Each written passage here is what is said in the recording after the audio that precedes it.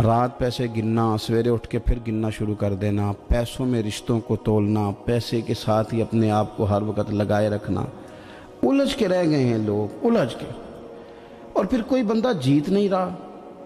ہمارے دادا بھی یہی کہتے تھے کہ کچھ پیسے کمانے ہیں تاکہ بچے پال لوں، یہ کہتے کہتے چلے گئے۔ ہمارے ابا بھی یہی کہتے تھے، پھر اس کے بعد ہم نے بھی یہی بولنی شروع کر دی ہے، تو جیتا تو کوئی بھی نہیں، جیتا تو کوئی بھی نہیں۔ مال کو ضرور حاصل کریں۔ حضرت بہاءالحق نقشبند بخاری رحمۃ اللہ علیہ فرماتے ہیں، میں نے مینا کے میدان میں ایک نوجوان دیکھا جو لاکھوں کا کاروبار کر رہا تھا، لاکھوں کا، دیناروں کا کاروبار کرتا تھا، سونے چاندی ہیرے جواہرات کا کام کرتا تھا، لیکن فرماتے میں نے اس کے دل پہ نظر ڈالی، لاکھوں کا کام کرتا تھا پر اس کا دل ایک منٹ کے لیے بھی اپنے رب کی یاد سے غافل نہیں تھا۔ ہر وقت اس کا دل اپنے مالک کی یاد میں مصروف تھا، ہر وقت۔ ارشاد فرماتے ہیں کہ میرا شروع میں اس کے بارے میں گمان یہ تھا کہ دیکھو یہ شخص کیا کر رہا ہے، پیسہ کما رہا ہے، دولت کے چکر میں پڑا ہوا ہے۔ فرماتے ہیں کہ پھر میں نے ایک اور منظر دیکھا، ایک اور رنگ میں نے دیکھا کہ وہ کما رہا تھا، اور پھر اختتام حج پہ میں نے دیکھا کہ جو کمایا تھا سارا اللہ کے بندوں پہ خرچ کر رہا تھا۔ آپ اور میں، ہم نے دیکھنا صرف یہ ہے کہ کہیں ایسا تو نہیں ہے کہ دولت میں الجھ گئے۔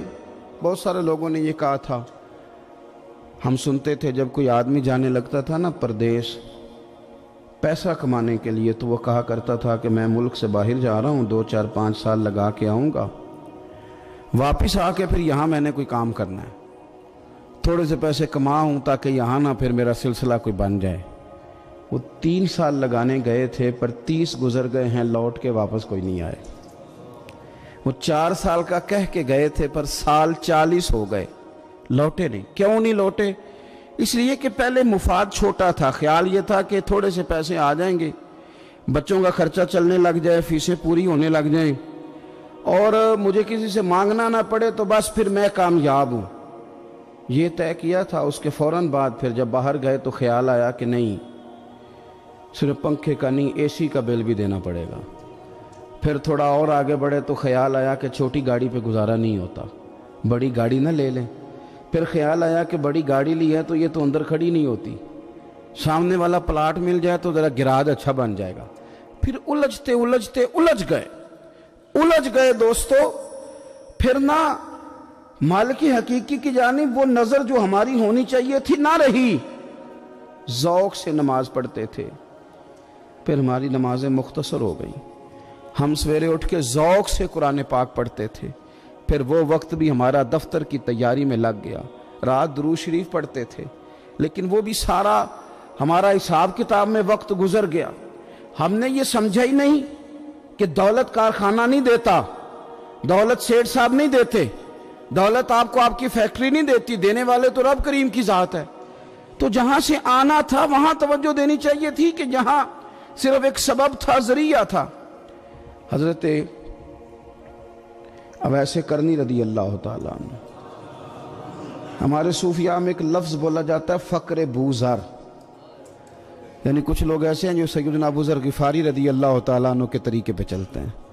ایک لفظ بولا جاتا ہے فقر بوذر، کچھ لوگ فقر بوذر کے قائل تھے، اسی مزاج کے قائل تھے حضرت سیدنا اویس کرنی رضی اللہ تعالیٰ۔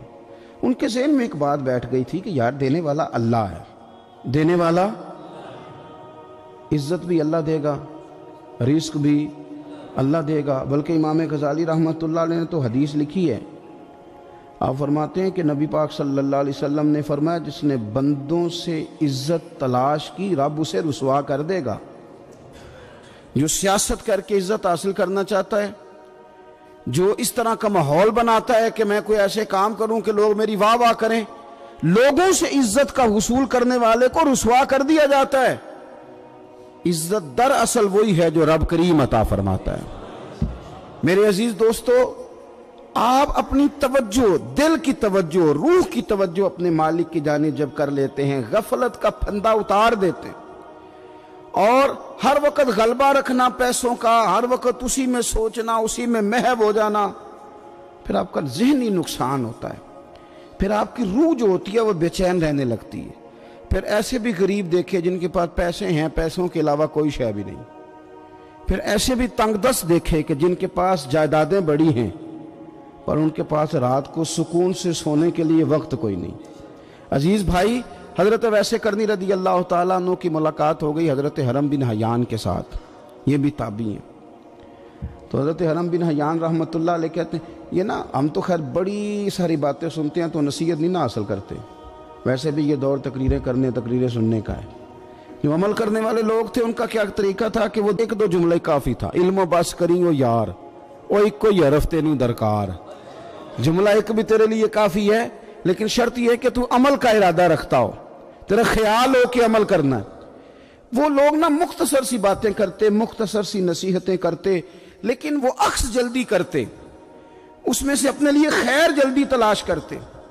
حضرت حرم بن حیان کی ملاقات ہوئی حضرت اویس کرنی رضی اللہ تعالیٰ عنہ کے ساتھ، تو حضرت حرم بن حیان کہتے ہیں میں نے عرض کی حضور میں کسی ملک میں جا کے رہنا چاہتا ہوں، کہیں سکونت اختیار کرنا چاہتا ہوں، یہاں سے ہجرت کرنا چاہتا ہوں، تو مجھے کوئی آپ مشورہ دے میں کہاں جاؤں؟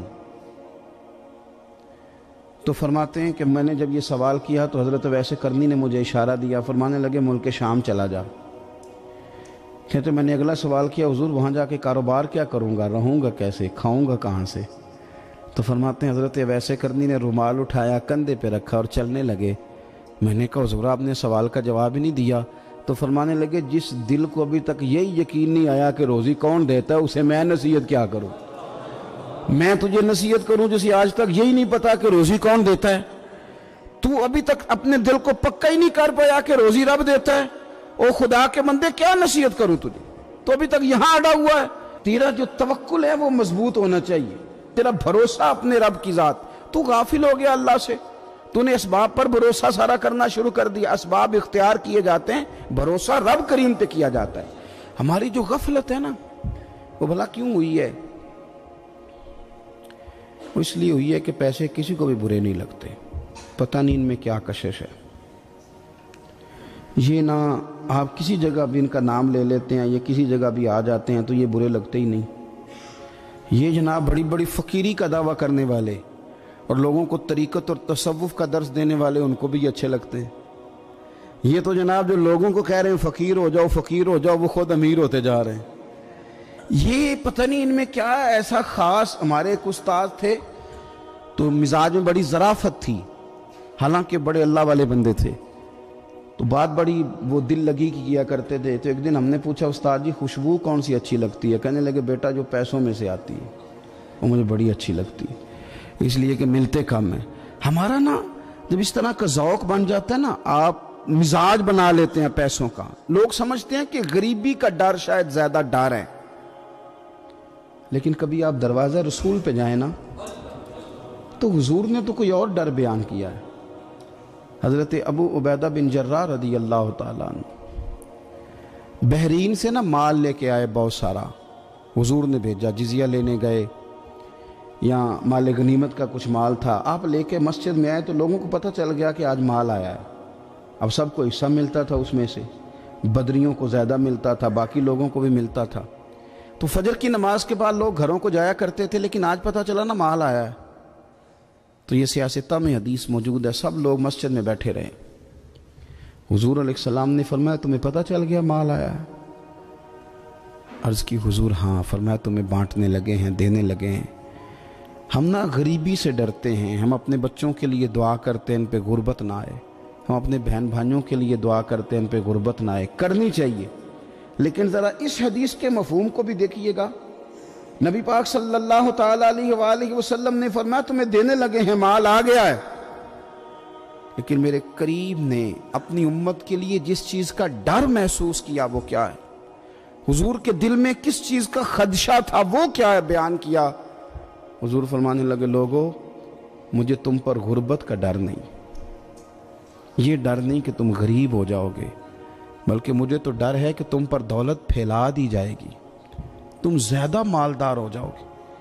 خوف غریبی کا نہیں، خوف تمہارے مال کا ہے۔ اور حضور فرماتے ہیں کہ پھر تم انہی باتوں میں مبتلا ہو جاؤ گے جن میں پرانی امتیں مبتلا ہوئی تھی، اور جب وہ اللہ کی نافرمانی میں مبتلا ہوئی تھی تو پھر وہ ہلاک کر دی گئی تھی۔